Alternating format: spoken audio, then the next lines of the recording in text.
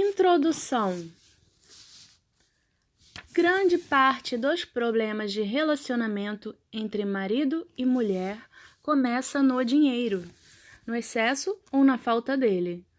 Quando a renda do casal não dá conta dos gastos do mês, o dia a dia tende a uma desagradável monotonia e qualquer proposta mais romântica que envolva gastos é cortada pela raiz. As dificuldades decorrentes dessa escassez geram conflitos entre os cônjuges, que nem sempre percebem que o problema é financeiro. O grande charme do dinheiro está no fato de ele raramente se mostrar como o vilão da história. Se não há dinheiro para um jantar romântico, o problema é percebido como falta de romantismo. Se não há dinheiro para renovar o guarda-roupa, o problema é percebido como desleixo. Se não há dinheiro para levar as crianças ao parque, o problema é percebido como falta de carinho. Essas situações encobrem um erro comum: a inabilidade para lidar com o dinheiro ou para torná-lo suficiente. Por outro lado, quando a renda do casal é maior, raramente marido e mulher chegam a um acordo sobre seus hábitos de consumo e sobre a melhor maneira de administrar as finanças, o que também origina conflitos.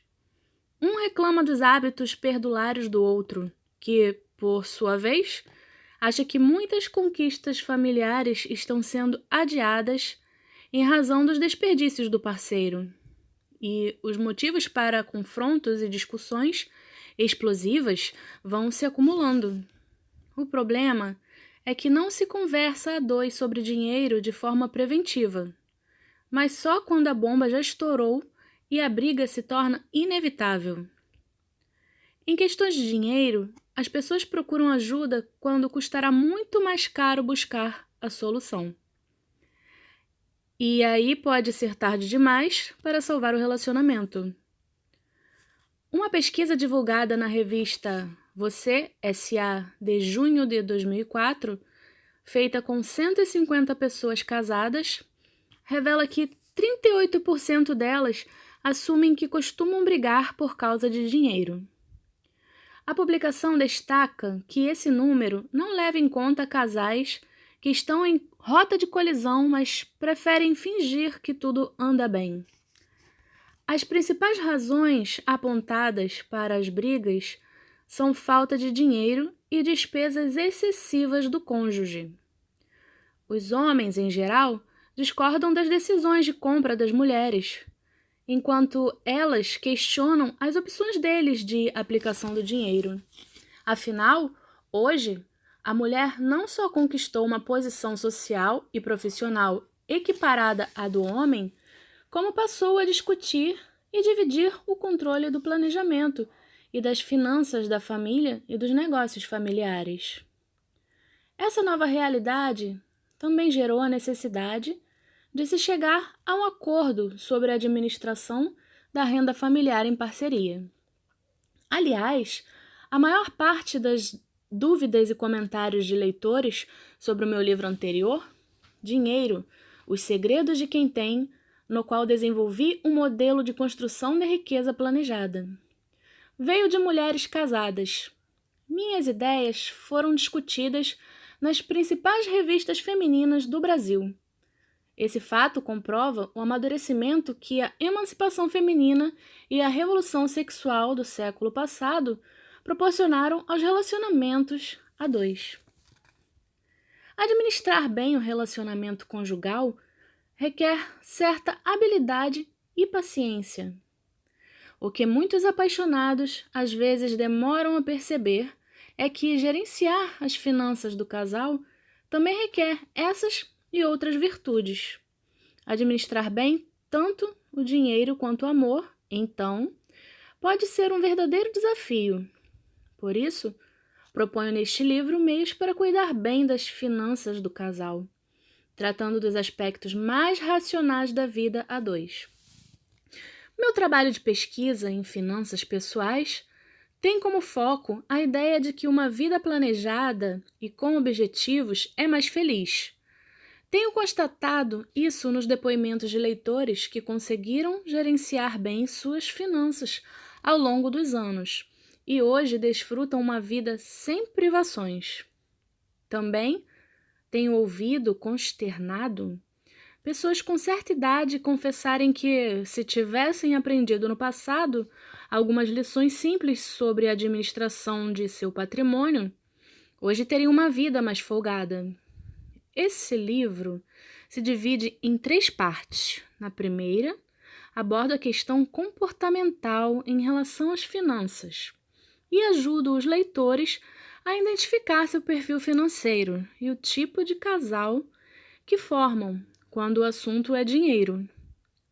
A parte 2 examina os aspectos financeiros do relacionamento ao longo da vida, visando a atingir as metas e os sonhos do casal.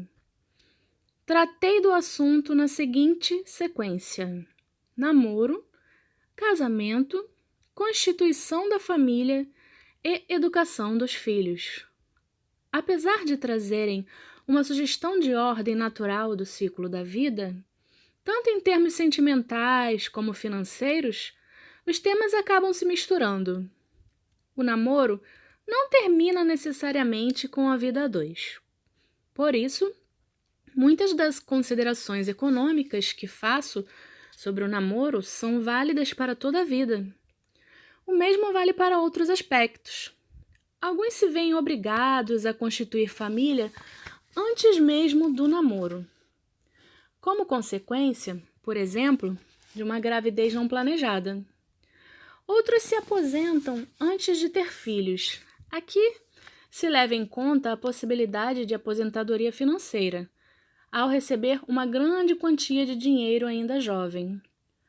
Optei por abordar a aposentadoria na parte 3, na qual trato de decisões inteligentes que anteciparão a conquista de sonhos e das ferramentas para promover o que se conquistou.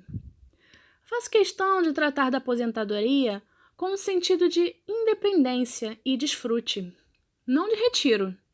A leitura mostrará os meios para entender e atingir esse novo sentido, oferecendo lições de finanças para sua reflexão e aplicação ao longo da vida.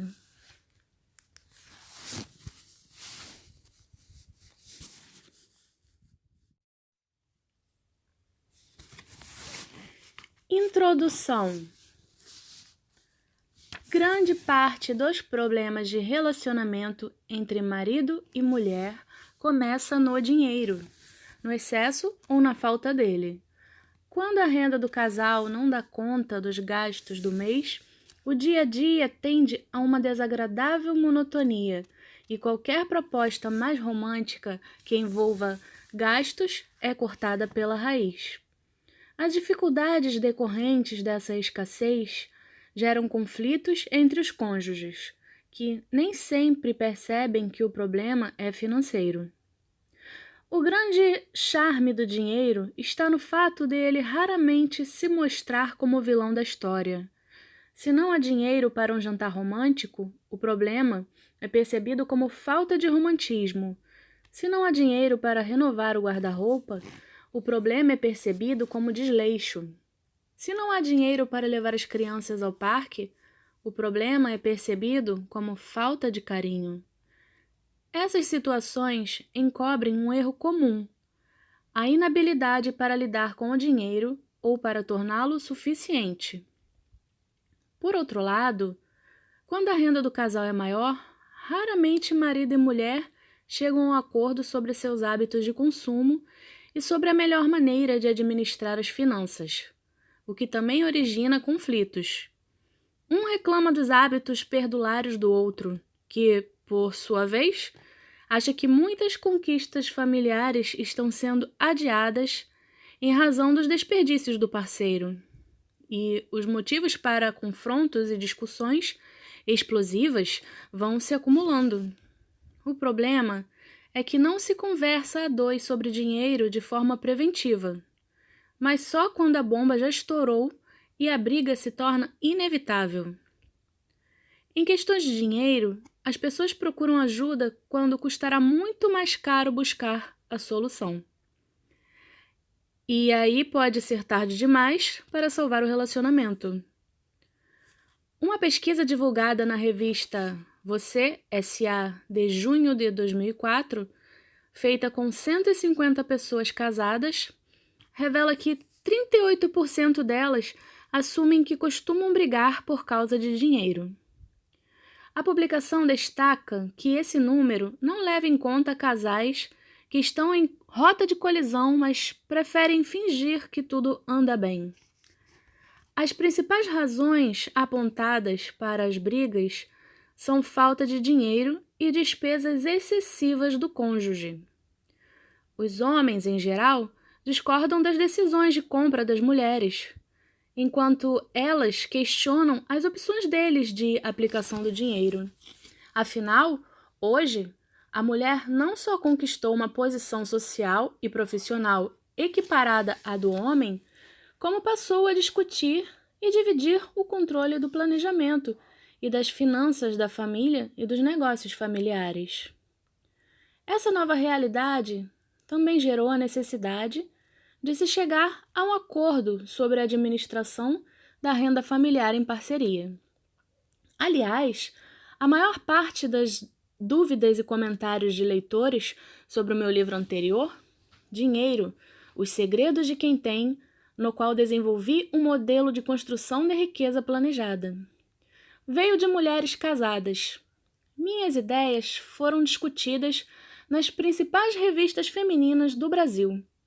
Esse fato comprova o amadurecimento que a emancipação feminina e a revolução sexual do século passado proporcionaram aos relacionamentos a dois. Administrar bem o relacionamento conjugal requer certa habilidade e paciência. O que muitos apaixonados às vezes demoram a perceber é que gerenciar as finanças do casal também requer essas e outras virtudes. Administrar bem tanto o dinheiro quanto o amor, então, pode ser um verdadeiro desafio. Por isso, proponho neste livro meios para cuidar bem das finanças do casal, tratando dos aspectos mais racionais da vida a dois. Meu trabalho de pesquisa em finanças pessoais tem como foco a ideia de que uma vida planejada e com objetivos é mais feliz. Tenho constatado isso nos depoimentos de leitores que conseguiram gerenciar bem suas finanças ao longo dos anos e hoje desfrutam uma vida sem privações. Também tenho ouvido consternado pessoas com certa idade confessarem que, se tivessem aprendido no passado algumas lições simples sobre a administração de seu patrimônio, hoje teriam uma vida mais folgada. Esse livro se divide em 3 partes. Na primeira, abordo a questão comportamental em relação às finanças e ajudo os leitores a identificar seu perfil financeiro e o tipo de casal que formam quando o assunto é dinheiro. A parte 2 examina os aspectos financeiros do relacionamento ao longo da vida, visando a atingir as metas e os sonhos do casal. Tratei do assunto na seguinte sequência: namoro, casamento, constituição da família e educação dos filhos. Apesar de trazerem uma sugestão de ordem natural do ciclo da vida, tanto em termos sentimentais como financeiros, os temas acabam se misturando. O namoro não termina necessariamente com a vida a dois. Por isso, muitas das considerações econômicas que faço sobre o namoro são válidas para toda a vida. O mesmo vale para outros aspectos. Alguns se veem obrigados a constituir família antes mesmo do namoro, como consequência, por exemplo, de uma gravidez não planejada. Outros se aposentam antes de ter filhos. Aqui se leva em conta a possibilidade de aposentadoria financeira, ao receber uma grande quantia de dinheiro ainda jovem. Optei por abordar a aposentadoria na parte 3.